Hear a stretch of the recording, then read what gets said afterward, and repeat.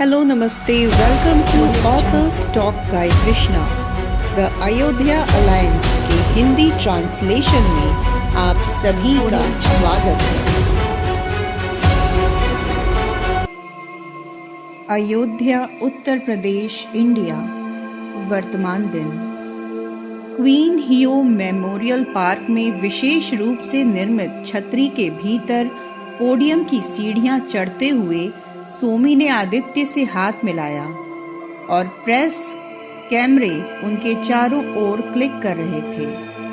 LED backdrop पर दोनों कंपनियों के लोगों के एनिमेटेड संस्करण और उनके लहराते राष्ट्रीय ध्वज के 2 मोशन ग्राफिक्स चमक रहे थे। सोमी और आदित्य एक बड़े गोथिक डेस्क के पीछे सावधान मुद्रा में खड़े थे जब दक्षिण कोरिया और भारत के राष्ट्रगान बजाए गए और उसके बाद उनके अधिकारियों ने एक विशाल तेल का दीप जलाया। फिर अलंकृत कुर्सियों पर बैठकर उन्होंने समझौतों पर हस्ताक्षर किए। उनके कलम के हर स्ट्रोक का स्वागत फ्लैश बल्बों की चमक और कैमरों की घुरघुराहट से होता। आदित्य मुस्कुरा रहे थे। ये सौदा हासिल करना एक बड़ी उपलब्धि थी। सोमी से पहले GISCO के जितने भी CEO आए वे 50 के आसपास के थे। हालांकि सोमी को कुछ साल पहले ही कंपनी को वित्तीय बर्बादी के कगार से बचाने का जिम्मा उठाने के लिए 40 की उम्र में ही शीर्ष पद पर बिठा दिया गया था। 1968 में स्थापित GISCO कुछ ही दशकों में इस्पात उद्योग में एक वैश्विक नेता बन गया। इसकी प्रतिष्ठा अत्याधुनिक इस्पात प्रकारों के निर्माण पर आधारित थी। इसका मुख्यालय दक्षिण कोरिया के दक्षिण ग्योंगसांग प्रांत में गिम्हे स्थित GISCO एक विशालकाय कंपनी थी जिसकी सहायक कंपनियां और संयुक्त उद्यम विश्व भर में फैले हुए थे। चेन्नई स्थित पिल्लई समूह भी कम प्रभावशाली नहीं था। ऊर्जा, खनन, धातु और बुनियादी ढांचे के विविध क्षेत्रों में विविध हिस्सेदारी वाली एक विशाल भारतीय बहुराष्ट्रीय कंपनी की स्थापना 1990 के दशक में आदित्य के पिता ने की थी। आदित्य के नेतृत्व में इसने तेजी से विकास किया और खुद को भारत के अग्रणी व्यावसायिक समूहों में से एक के रूप में स्थापित किया। 45 साल की उम्र में आदित्य दुबले पतले शरीर के थे, लेकिन उनकी मांसल काया उनकी अंतर्निहित शक्ति का संकेत देती थी। उनका शहद जैसा रंग उनके सुडौल चेहरे और सहज आकर्षण को और निखारता था और उनका व्यवहार उनके आसपास के लोगों का ध्यान आकर्षित करता था। फिर भी उनके शांत बाहरी आवरण के नीचे उदासी की एक अंतर्धारा धड़कती हुई प्रतीत होती थी जो बमुश्किल दिखाई देती थी, फिर भी स्पष्ट थी। लक्ष्मी, तुम्हें ये दिन देखकर कितनी खुशी होती, उसने सोचा। उसकी छाती एक जाने पहचाने दर्द से जकड़ रही थी। समारोह के बाद दोनों CEO ने प्रेस के सवालों का जवाब दिया। उनके जवाब आत्मविश्वास और संक्षिप्तता से भरे थे और फिर पार्क में विशेष रूप से बनाए गए एक आलीशान मोबाइल ऑफिस में चले गए। अंदर भीड़ के शोरगुल और मीडिया के चौकस निगाहों से बचकर वह आखिरकार अकेले थे और प्रवेश द्वार पर पिल्लई के सुरक्षा दल का पहरा था। बाहर स्मारक पार्क एक विशाल उद्यान में एक सुनहरे अंडे की मूर्ति धूप में चमक रही थी। ये कोरिया के 6 राज्यों की पौराणिक कथा को श्रद्धांजलि थी जिनके शासकों के बारे में कहा जाता था कि वे 6 ऐसे अंडों से निकले थे। पास ही एक जहाज का ममूर्त मॉडल था जो उस जहाज का प्रतिनिधित्व करता था जिसने किंवदंती के अनुसार एक राजकुमारी को दूर देश से समुद्र पार करके उसके भावी घर पहुंचाया था। पार्क के दक्षिण पूर्वी कोने में स्थित। आदित्य ने सोचा।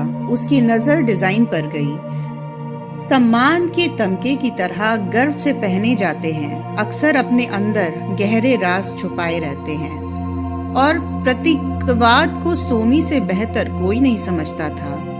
1970 के दशक के अंत में दक्षिण कोरिया के पोहांग में जन्मी उन्होंने कम उम्र से ही कठिनाइयों का सामना किया था। सोमी जब सिर्फ 15 साल की थी तब उनकी मां ल्यूकेमिया से पीड़ित हो गई थी। बाद में अमेरिका में पढ़ाई के लिए छात्रवृत्ति के लिए आवेदन करते समय एशियाई वित्तीय संकट के कारण उन्हें शुरुआती स्वीकृति वापस लेनी पड़ी थी, जो बेहद दुखी थी। जब उन्होंने आखिरकार शिकागो विश्वविद्यालय से स्नातक की उपाधि प्राप्त की, उनकी पढ़ाई 2 साल के लिए टल गई। तब त्रासदी फिर से आ गई। उनके पिता को स्ट्रोक हुआ, जिसके कारण वे 10 महीने तक कोमा में रहे और फिर उनका निधन हो गया। इन कठिनाइयों के बावजूद उन्होंने हर चुनौती का डटकर सामना किया और दृढ़ संकल्प के साथ हर चुनौती का सामना किया।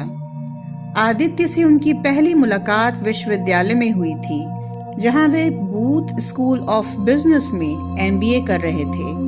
उस समय वे स्नातक थी और मटेरियल्स इंजीनियरिंग की पढ़ाई में व्यस्त थी।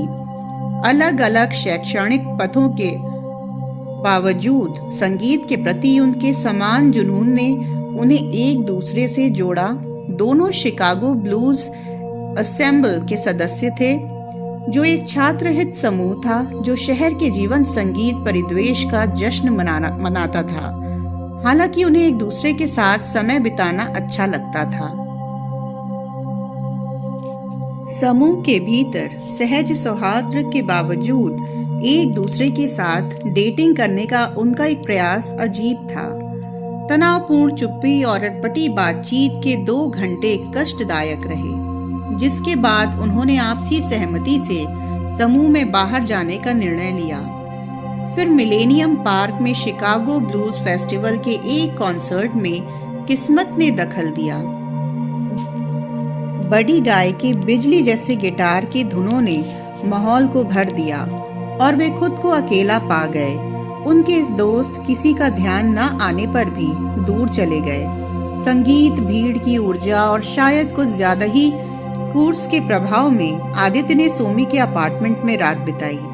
कुछ नहीं हुआ था, कम से कम एक साझा बिस्तर और सुबह अंगों के उलझाव के अलावा कुछ नहीं। उन्होंने इस घटना को नशे में हुई लापरवाही मानकर हंसी में उड़ा दिया था, लेकिन वह याद अब भी ताजा थी। सोमी के मन में एक उत्तेजक क्या होता है अगर गूंज रहा था। इसके तुरंत बाद आदित्य अपने पिता के बढ़ते व्यापारिक साम्राज्य में शामिल होने के लिए भारत लौट आए। इस बीच सोमी ने GISCO में अपने करियर की नई राह पकड़ी, जहां उन्होंने एक इंजीनियर के रूप में शुरुआत की और ब्राजील में उनके संचालन का नेतृत्व करने तक लगातार काम किया। ये एक ऐसा पद था जिसका उन्हें आनंद तब तक मिलता रहा जब तक कि कंपनी एक भ्रष्टाचार घोटाले में नहीं फंस गई।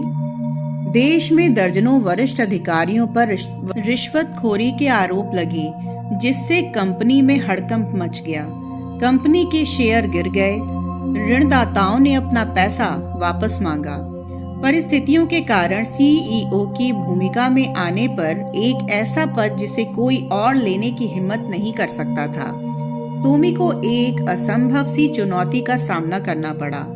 कंपनी के पुनर्गठन और सरकारी अधिकारियों तथा लेनदारों के साथ बातचीत करके इस बीमार दिग्गज कंपनी को पुनर्जीवित करने में 2 साल का अथक प्रयास लगा। लेकिन सोमी की अटूट प्रतिबद्धता और तीक्ष्ण व्यावसायिक सूझबूझ रंग लाई। बाजार में विश्वास लौटने के साथ GISCO के शेयर आसमान छूते गए। हालांकि उसकी सफलता की एक कीमत चुकानी पड़ी, खासकर उसके रिश्तों के लिए। एक तूफानी प्रेम संबंध जल्द ही बिखर गया। बाद में प्रेम संबंध, हालांकि शुरुआत में आशाजनक थे, उसके व्यस्त कार्यक्रम और अपार सफलता के आगे लड़खड़ा गए। ऐसा लग रहा था कि जिन पुरुषों से वह मिलती थी, वे उसकी महत्वाकांक्षा के बल का सामना नहीं कर पा रहे थे। सच कहूं तो उसे राहत मिली। काम ने उसे एक उद्देश्य और नियंत्रण का एहसास दिया। जिसकी बराबरी उसका निजी जीवन और उसमें शामिल पुरुष नहीं कर सकते थे। सोमी के नेतृत्व में GISCO ने अपना वैश्विक विस्तार जारी रखा और नए बाजारों ऑस्ट्रेलिया, फ्रांस, दक्षिण अफ्रीका, कनाडा, स्वीडन और संयुक्त अरब अमीरात में प्रवेश किया। कंपनी अब गिम्हे में दुनिया के सबसे बड़े इस्पात संयंत्र का दावा करती थी, जो सालाना 85 मिलियन टन इस्पात का उत्पादन करता था। लेकिन सोमी अपनी उपलब्धियों से संतुष्ट नहीं थी। उन्होंने कंपनी के मुनाफे का अरबों हिस्सा अनुसंधान और विकास में लगा दिया। इस्पात औद्योगिकी की सीमाओं को आगे बढ़ाने और ऑटोमोबाइल निर्माण, रक्षा, रेलवे, शिपिंग, पेट्रोकेमिकल्स और ऊर्जा जैसे विविध क्षेत्रों में नई संभावनाओं की खोज करने के लिए दृढ़ संकल्पित थी। इनके अलावा GISCO का एक और उत्पाद अभी भी गुप्त था, पूरी तरह से विकसित नहीं हुआ था, लेकिन सोमी को आभास हो गया था कि कुछ असाधारण आकार ले रहा है, कुछ ऐसा जो सही समय और शायद सही व्यक्ति का इंतजार कर रहा था। आदित्य अपनी अंतर्दृष्टि और दृढ़ विश्वास के अनोखे मिश्रण के साथ आर्किटेक्ट से कम लग रहे थे और उसके उद्भव के लिए और भी बहुत कुछ। एक कष्टदायक निश्चितता उसके सीने में घर कर गई। उन्होंने अभी अभी एक दरवाजा खोला जिसे दोनों में से कोई भी बंद नहीं कर सकता था। लाहौर दिल्ली सल्तनत, प्रेजेंट डे अंदरून शहर लाहौर, पाकिस्तान, लगभग 800 साल पहले का गवर्नर कुतुबुद्दीन ऐबक लाहौर में अपने भव्य हिंदुस्तान सिंहासन पर विराजमान था। उसकी आंखें शासन करने के लिए नियत व्यक्ति के दृढ़ निश्चय से चमक रही थी।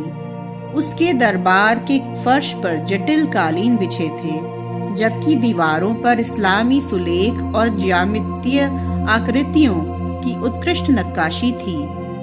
ऊंची मेहराबदार खिड़कियां सूर्य के प्रकाश को छानकर पूरे कक्ष में विस्तृत आकृतियां बना रही थीं। हवा उद और गुलाब जल की सुगंध से भरी हुई थी, जो शक्ति और धर्मनिष्ठा के सूक्ष्म मिश्रण का प्रतीक थी। अपने स्वामी मोहम्मद गौरी की हत्या की खबर ऐबक तक तेजी से पहुंच गई थी। घोर के हिंदू कुश प्रांत में स्थित मोहम्मद गौरी ने सिंधु नदी के दोनों ओर एक विशाल भूभाग पर शासन किया था। पंजाब भर में फैले गौरी दूतों के नेटवर्क ने ये सुनिश्चित किया कि कोई भी संदेश उतनी ही तेजी से पहुंचे जितनी तेजी से उस देश में बहने वाली नदियां पहुंचती थी। इस खबर ने जहां एक ओर दुख की पीड़ा पैदा की, वहीं दूसरी ओर ऐबक में विजय की चिंगारी भी जला दी। झेलम नदी के पास आक्रमण के बाद गौरी का विश्वासघाती अंत हुआ। अब ऐबक के राज्यारोहण की बारी थी और ये कितना अद्भुत उत्थान होगा।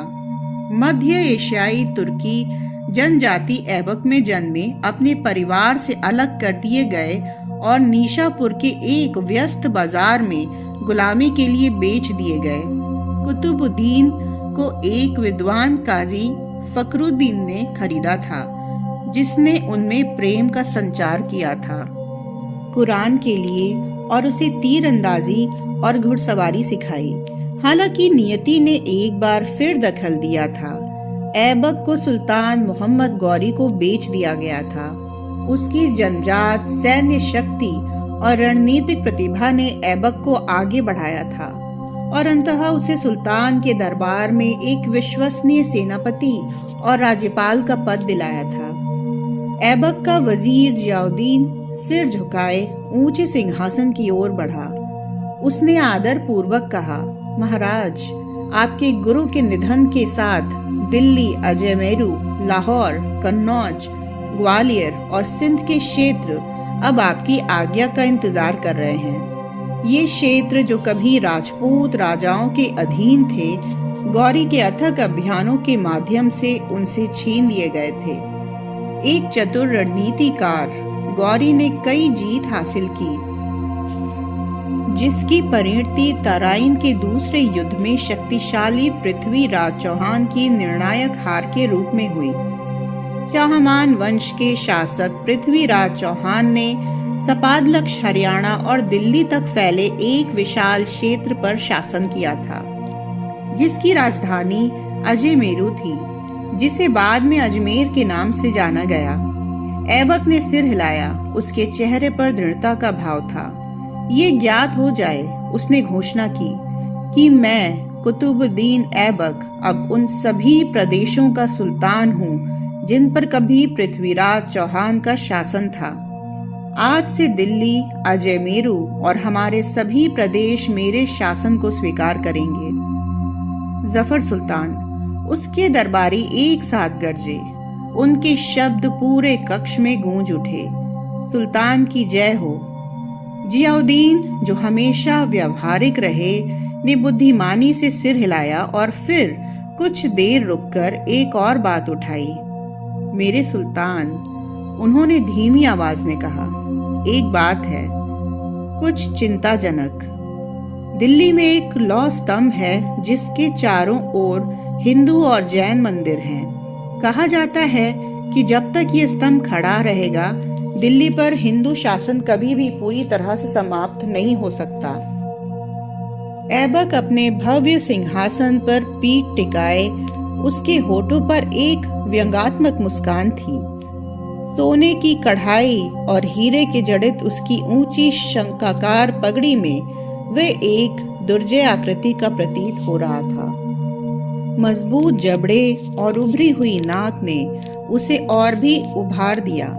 घनी सजी धजी दाढ़ी उसके चेहरे को घेरे हुए थी। उसकी गर्दन पर बड़े बड़े पन्ने जड़े हुए थे जो उसके रेशमी वस्त्रों से सटे थे। मैंने अपने स्वामी के विश्वसनीय सेनापति और राज्यपाल के रूप में 13 वर्षों तक दिल्ली पर शासन किया है, उसके उपेक्षा पूर्वक कहा। उस स्तंभ ने मेरे शासन में कोई बाधा नहीं डाली। लेकिन ये तो बताओ वजीर, इस स्तंभ में ऐसा क्या है जो तुम्हें परेशान करता है? जियाउद्दीन ने बताया, स्तंभ के चारों ओर स्थित मंदिर नास्तिकों की आस्था का प्रतिनिधित्व करता है। उनका मानना है कि उनके देवता शहर की रक्षा करते हैं। वे जमीन को ढिल्ली कहते हैं, ढीली खंडित जमीन, इसलिए इसे ढिल्लिका या दिल्ली कहते हैं। वे कहते हैं कि ये स्तंभ वह कील है जो जमीन को एक साथ बांधे रखती है और उसे टूटने से बचाती है। वे कहते हैं कि ये सदियों पुराना है, जो उनके अनगिनत देवताओं में से एक विष्णु के सम्मान में गढ़ा गया है। कई लोग मानते हैं कि ये स्तंभ समय के थपेड़ों को झेल रहा है, क्योंकि ये जादू का नतीजा है और इसे उखाड़कर नष्ट कर देना चाहिए। ऐबक ने गहरी गले से हंसी निकाली। अगर मंदिर ही उन्हें उम्मीद देते हैं तो हमें मंदिरों को ही तोड़ देना चाहिए। स्तंभ तो रहेगा ही, इसे हमारी शक्ति की याद दिलाने, उनकी हार के प्रतीक, उनके ताबूत में आखिरी कील के रूप में खड़ा रहने दो। जैसी आपकी आज्ञा मेरे सुल्तान। जियाउद्दीन ने झुककर प्रणाम किया। क्या आदेश है? ऐबक खड़ा हुआ, उसकी मुद्रा आज्ञाकारी थी। दिल्ली में खबर भेजो, उसने घोषणा की। स्तंभ के आसपास के मंदिरों को ध्वस्त किया जाना है। बरामद पत्थरों, स्तंभों, दरवाजों, शहतीरों और मेहराबों से हमारी नई राजधानी के मध्य में एक भव्य मस्जिद बनवाई जाए।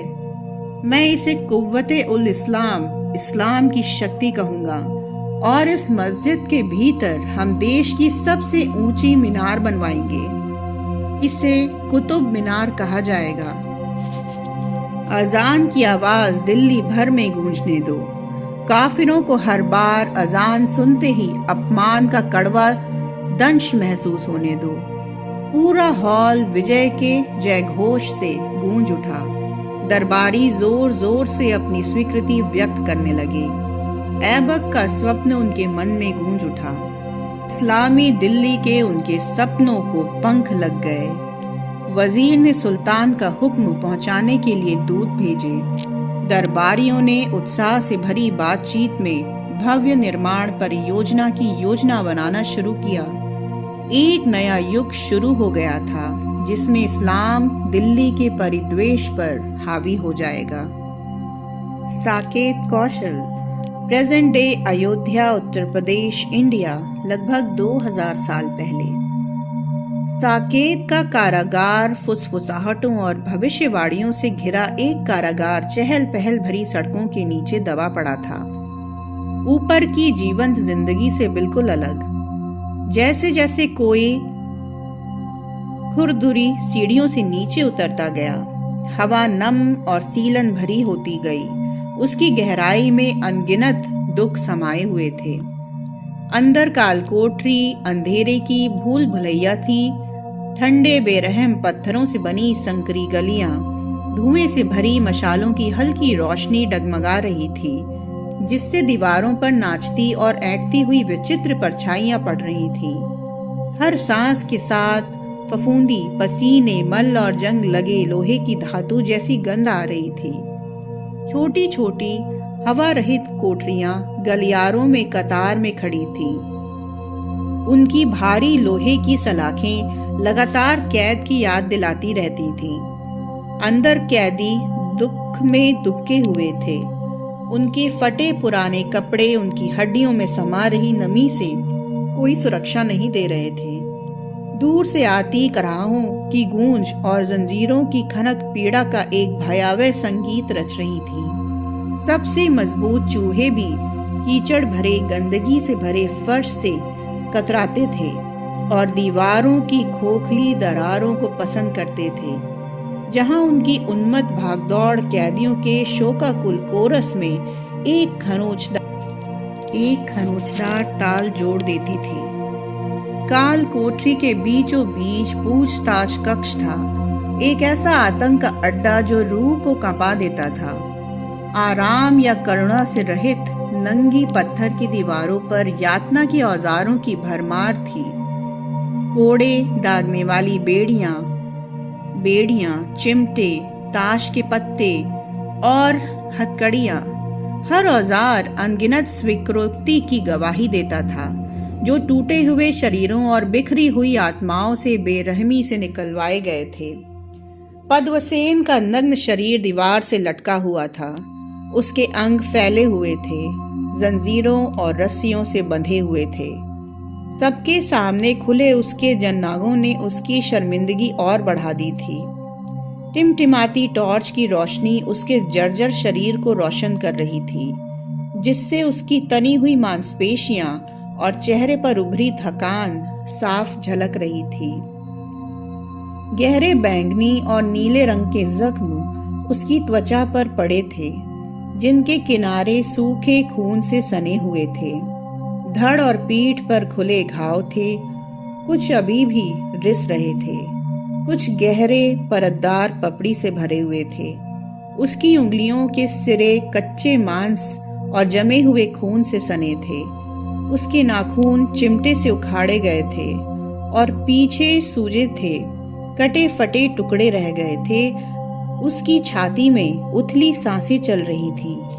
हर एक संघर्ष उसकी चमकदार आंखें धुंधली पड़ गई थी, जो उसके दर्द को प्रतिबिंबित कर रही थी।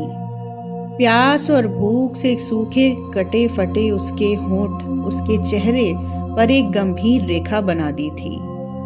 पसीने और मैल से सने उसके बाल उसके सिर से चिपके हुए थे। फिर भी पीड़ा के बावजूद उसके भीतर संतुष्टि की एक लौ जल रही थी। ये पवित्र विश्वास को कभी नहीं तोड़ेगा, अपने गुप्त रहस्य को कभी नहीं उजागर करेगा, भले ही इसका मतलब इस दुर्गंध युक्त नरक में मृत्यु ही क्यों ना हो। क्योंकि द्वैतलिंगम रक्षक की शपथ राजाओं से भी पुरानी और रक्त से भी गहरी थी, जो स्याही से नहीं बल्कि कर्तव्य की अग्नि में गढ़ी गई थी। कटफिसिस का संदेश पहुंच चुका था। उसका असर तुरंत और क्रूर था। सैनिकों की एक टुकड़ी पद्मसेन के परिवार और द्वैतलिंगम की तलाश में शहर में छावनी बना रही थी। एक अन्य दस्ते ने उसके घर पर धावा बोल दिया था। उनके आदेश स्पष्ट थे, पद्मसेन को जीवित पकड़ लो। जब वे पहुंचे तो घर में सन्नाटा था, बहुत ज्यादा सन्नाटा। जैसे ही सैनिक अपने कवच की खनक के साथ शयन कक्ष के दरवाजे में घुसे, पद्मसेन चौंक कर जाग गया। उसका दिल तेजी से धड़क रहा था। एक पल के लिए तो उसे घबराहट ने जकड़ लिया। उसका परिवार कहाँ है? क्या सैनिक उन्हें पहले ही ले जा चुके थे? फिर उसे एहसास हुआ वे जा चुके थे। राहत की लहर उसके सीने में दौड़ गई, तेज और तेज, लेकिन साथ में पीड़ा भी थी। वे अभी सुरक्षित थे, लेकिन उससे बहुत दूर। वह अकेला था। पद्मसेन उछलकर खड़ा हो गया और अपनी तलवार की ओर बढ़ा। उसकी आंखों में विद्रोह की ज्वाला भड़क रही थी। एक भीषण संघर्ष छिड़ गया था। धातु धातु से टकरा रही थी। कमरे के तंग घेरे में चीखें और कराहें गूंज रही थीं। संख्या में कम होने के बावजूद पद्मसेन ने एक घिरे हुए बाघ की क्रूरता से युद्ध किया। उसकी तलवार वार को रोक रही थी और घातक सटीकता से वार कर रही थी, लेकिन हमलावरों की भारी संख्या के कारण थकान ने धीरे धीरे उसे जकड़ लिया। उसे बलपूर्वक और बांधकर एक रथ में डाल दिया गया था जो करगरा की ओर तेजी से बढ़ रहा था। उसके विचार भव्य और क्रोध का बवंडर ऊबड़ खाबड़ रास्ते पर रथ की तेजी से आगे बढ़ने के साथ ही तेजी से दौड़ रहे थे। हर झटके से उसके शरीर में दर्द की लहरें दौड़ रही थी। पहियों की निरंतर लय मानो उसकी शक्तिहीनता का मजाक उड़ा रही थी। वह जानता था कि सैनिक 4 स्थानों जन्मभूमि उपवन, हनुमानगढ़ी, त्रेता के ठाकुर और सीता का महल कनक भवन की तलाश में उसके परिवार और दैत्यलिंग की तलाश करेंगे, लेकिन ये जानता था कि ये रहस्य अभी सुरक्षित है। उसके परिवार, मैं कहता हूँ उन्हें ढूंढो, चाहे कोई भी कीमत चुकानी पड़े, और उस कमीने पद्मसेन को मुंह से निकलवाओ। वह राज खोल देगा, चाहे मुझे उसके शरीर की एक एक हड्डी ही क्यों न तोड़नी पड़े। पद्मसेन का शरीर उसके दमनकारी पिंजरे की अडिग सलाखों से टकराकर शिथिल पड़ गया। अंधेरे में वह अपने पूर्वजों की चीख और अपने ऊपर सौंपे गए पवित्र कर्तव्य से चिपका रहा। वे कभी भी उनके विश्वास को नहीं तोड़ेगा। वह जानता था कि यह अटूट विश्वास उसे चिता तक ले जाएगा। उसका हृदय सांत्वना खोज रहा था। उसके विचार इंदुमती की प्रेममयी दृष्टि, उसकी कोमल मुस्कान और उसके बच्चों की हंसी की ओर बह रहे थे। यही स्मृतियां उसे सहारा दे रही थी, उसे असहनीय कष्ट सहने का साहस दे रही थी। ऊपर उनके परिवार और द्वैतलिंगम की खोज जारी रही। हमें बताओ वे कहाँ हैं? उसके पूछताकर्ता ने धमकी भरे स्वर में पूछा। पद्मसेन ने अपनी आखिरी ताकत जुटाई और उनके बीच जमीन पर खून थूक दिया। तुम उसे कभी नहीं पाओगे। उसकी आवाज दर्द से भरी थी, पर फिर भी लड़ाकू थी। ये सुरक्षित है। उसका अपहरणकर्ता गुस्से से आंखें सिकोड़ते हुए उसके और करीब आया। क्या तुम्हें लगता है कि तुम्हारी जिद तुम्हें बचा लेगी? उसने फुसफुसाते हुए कहा। तुम टूट जाओगे पद्मसेन, तुम मौत की भीख मांगोगे। पद्मसेन के होंठों पर एक फीकी थकी हुई मुस्कान उभर आई। तुम मेरा शरीर तोड़ सकते हो, हे मनुष्य के लिए दयनीय बहाना। वह फुसफुसाया, लेकिन मेरी आत्मा अखंड है। कोरकाई, थामिराबरानी, पांड्या देशम, वर्तमान समय का थूथुकुड़ी जिला, तमिलनाडु, भारत, लगभग 2000 साल पहले। सूर्यरत्ना ने कहा। मिस पिताहा, उसकी आवाज आंसुओं से भरी हुई थी। वे कोरकाई के हलचल भरे बंदरगाह को निहारती रही। मछली, समुद्री नमक और मसालों की खुशबू साकेता की सूखी मिट्टी जैसी खुशबू से बिल्कुल अलग थी। मुझे भी उनकी याद आती है पुत्री, इंदुमती ने चमकती आंखों से कहा। मुझे पता है कि उनकी अनुपस्थिति तुम्हारे दिल पर भारी पड़ रही है, लेकिन क्या तुम मेरे दर्द का अंदाजा लगा सकती हो? उन्हें साकेत में छोड़कर उनके सामने आने वाले खतरों को जानते हुए उन्होंने हमें मजबूत बनना सिखाया। हमें उनकी इच्छा का सम्मान करना चाहिए। सूर्य रत्ना ने सिर हिलाया, हालांकि उसका दिल दुख रहा था। वे अभी भी अपने पिता की आश्वस्त करने वाली आवाज सुन सकती थी, उनकी आंखों में दया देख सकती थी, अपनी शक्ति में उनके अटूट विश्वास को महसूस कर सकती थी। उनमें से कोई भी पद्मसेन के बिना साकेत नहीं छोड़ना चाहता था, लेकिन वे जिद पर अड़ा था। कोई बातचीत नहीं होगी। कुलशेखर को आदेश दिया गया था कि वे इंदुमती, सूर्यरत्ना और भद्रकेतु को 1400 मील दूर सुरक्षित स्थान पर पहुंचाए। 8 घोड़े, 2 सेवक, एक कीमती भारी माल, सब उसकी देखभाल में सौंप दिया गया था। कुलशेखर की साकेत तक की यात्रा में 4 महीने लग गए थे। पद्मसेन के सख्त निर्देशों के तहत उनकी वापसी आधे समय में पूरी होनी थी। ये एक कठिन यात्रा थी। उनके दिन सवारी, संक्षिप्त विश्राम और सदैव मौजूद जोखिम के एक अथक चक्र से भरे हुए थे। ज्यादातर समय वे चुपचाप चलते थे। धूल भरी सड़क पर घोड़ों के खुर्रों की लयबद्ध आवाज ही एकमात्र स्थानीय ध्वनि थी। जंगली जानवरी डाकुओं, विषैले सांपों या अचानक आने वाले तूफानों का खतरा विदूषिका के सैनिकों के खौफ के आगे फीके पड़ जाते थे, जो उन्हें पकड़ने, पद्मसेन की पवित्र संपत्ति पर कब्जा करने के लिए घात लगाए बैठे थे। कौशल के बाहर कुशाण जासूसों की मौजूदगी ने खतरे की एक और परत जोड़ दी। अपनी पहुंच और निर्दयता के लिए जाने जाने वाले ये जासूस सीमावर्ती इलाकों में फलते फूलते थे। संदेशों को रोकते, दूतों पर नजर रखते और क्रूर बल के बजाय सूचनाओं से युद्ध का रुख मोड़ते थे। कुलशेखर उनके दयालु, चेहरेहीन पहरेदारों को जानते थे, जो कम से कम उम्मीद होने पर हमला कर देते थे। वे सतर्क रहते थे। उनकी नजरें क्षितिज पर गड़ी रहती थीं, पर परछाई एक संभावित खतरा थी। पद्मसेन की यादें इंदुमती को सता रही थीं।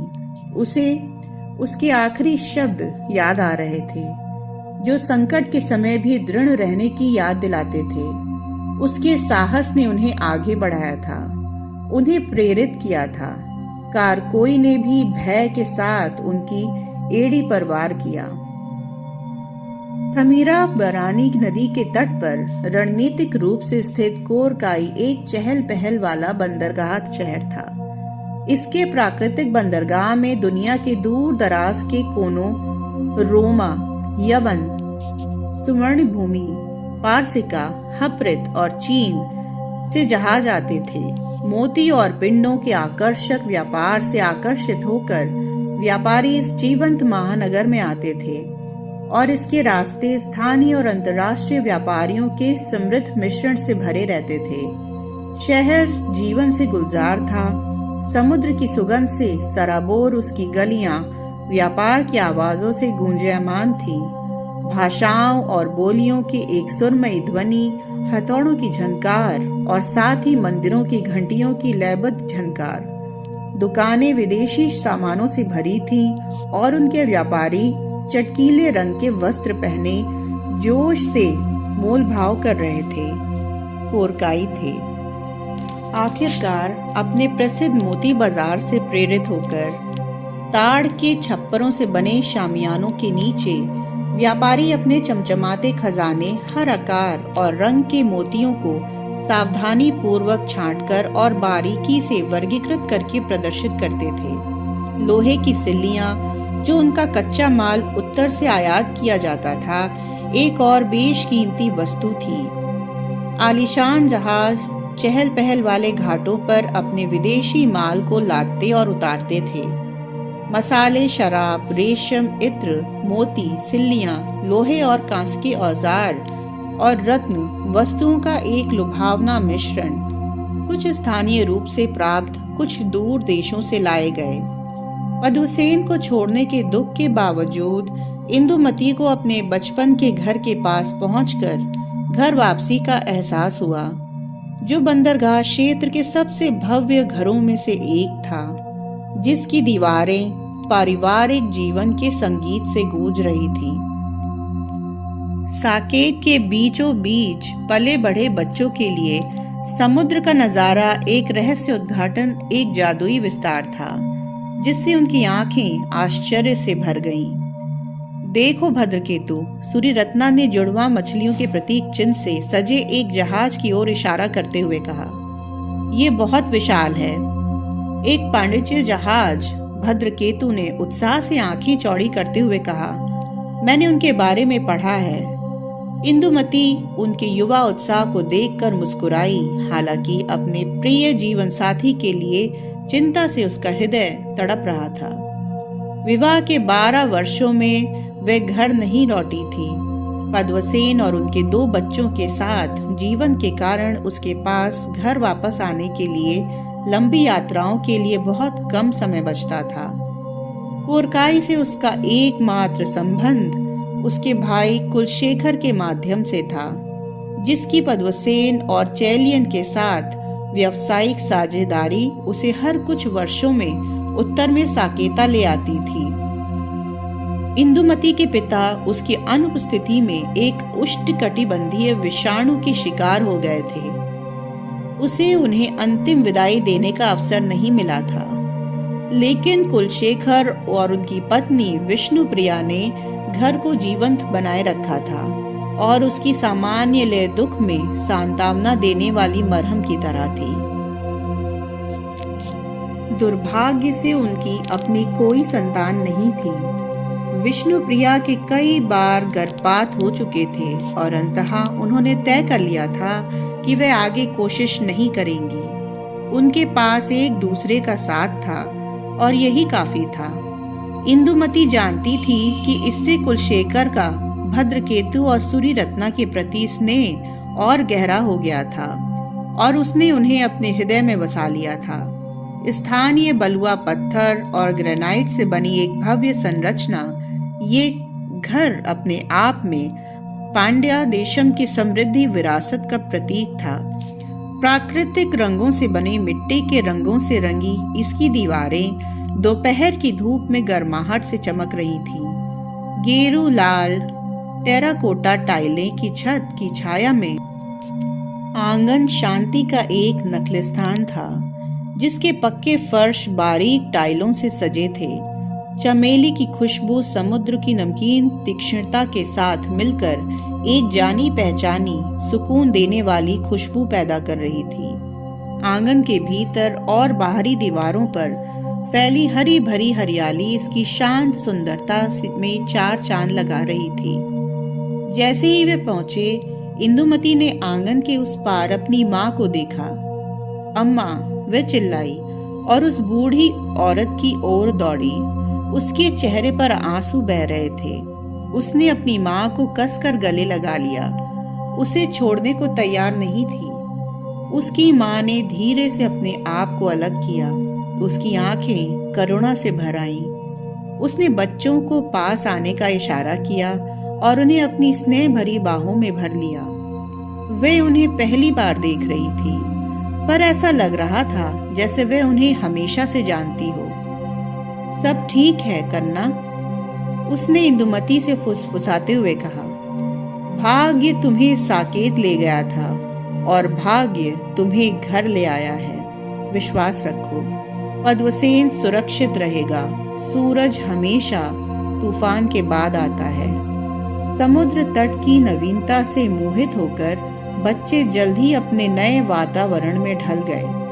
उनके युवा उत्साह और अन्वेषण की उत्सुकता ने उनके पिता की अनुपस्थिति के दर्द को कम करने में मदद की। जैसे जैसे वे अपने नए घर में ढलते गए, इंदुमती को सहभोज और सामान्य रीति रिवाजों में सुकून मिला। शाम की प्रार्थना में व्यस्त कोरकाई के चहल पहल भरे बाजार और मसालों से लदी खुशबूदार हवा ने उसके परेशान विचारों को एकाग्र करने दिया। कम से कम अभी तो अतीत के साए दूर लग रहे थे और आगे आने वाली चुनौतियां घर वापसी की गर्माहट से ढकी हुई लग रही थी। लेकिन जब लहरें समुद्र तट पर शांति की बातें कर रही थीं, तो क्षितिज के पार कहीं गहरे ज्वार उठने लगे थे। तो आज के लिए बस इतना ही। सुनने के लिए बहुत बहुत धन्यवाद। मैं कल फिर आपसे मिलूंगी नए एपिसोड्स के साथ the Ayodhya alliance Hindi translation में।